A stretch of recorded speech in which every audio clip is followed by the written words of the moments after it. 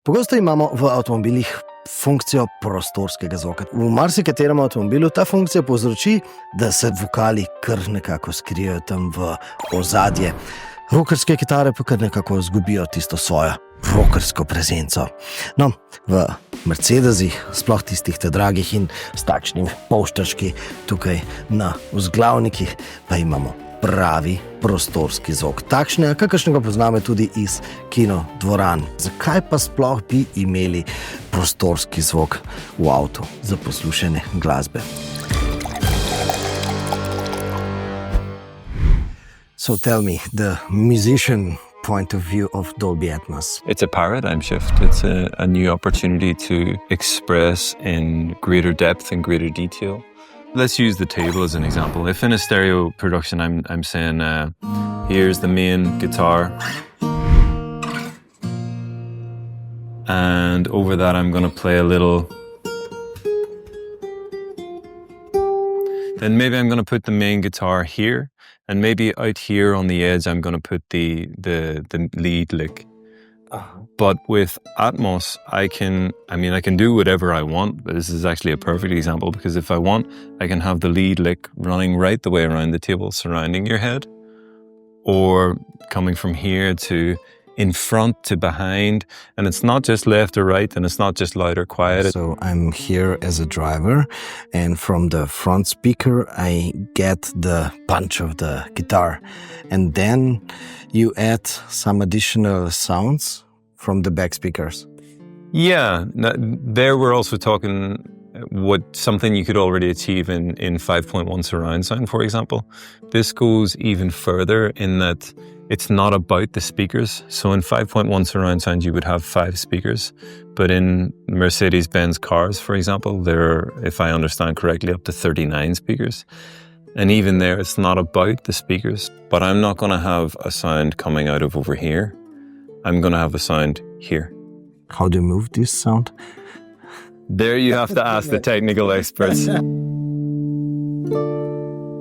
No, predlagam, da vstopimo v en glasbeni studio, v prav tisti glasbeni studio, ki je dejansko Dolby Atmos format, takšen format prostorskega zvoka pripeljal v glasbo.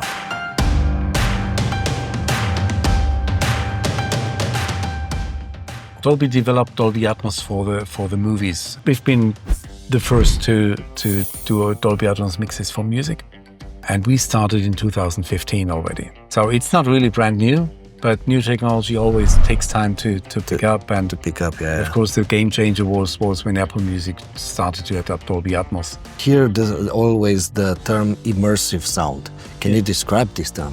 Like a conductor once told me, in stereo, you bring the orchestra to your living room, and in immersive, we bring the listener to the concert hall. So your living room acoustically turns into a different space. You could feel like you would be in the middle of the recording, but as well you could as well be like being in the best seat on the concert hall. And this is all an artistic decision of where we want to have the listener being seated. I can position a guitar in one corner, drums in the other. You can play around. You can do whatever you want.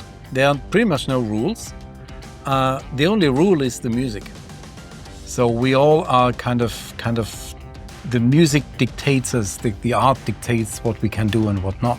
Dolby Atmos is what exactly? Dolby Atmos actually is a production workflow.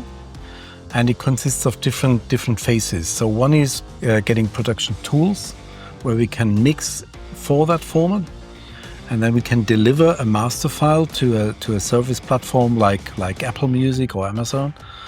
And then this is encoded, so it can be transported to the end user. And then on the end user device, we have this capability of adapting to the playback device, be it a headphone, be it a soundbar, be it a car. So it almost always scales to the playback system. What do you mean by that? So if I'm listening on the headphones or if I'm listening on the several speakers? Yes, yeah. The system is smart enough that it takes our master, and there's the master is the audio information, the information of space and time. So it tells the system when to have which sound coming from what direction. And this is all baked into a big file with so-called metadata. And the metadata is then read out by the end-user device and adapts to the capability of the device. So if you at home have 7 speakers, it will render what we've mixed in the studio to the 7 ones. If you got 15 speakers at home or 30 speakers, it will render to the 30 speakers. And if you have headphones connected to your phone, it will create a so-called binaural representation of that mix. This will be represented as good as possible on the particular playback device. But this has nothing to do with the surround function. This is different. Well, no. Normally, as far as I understand, surround functions in car is just adding something artificial to it. On top. Whereas what we create here is we create already that space, and the car is doing its best to recreate what we've been creating in the studio.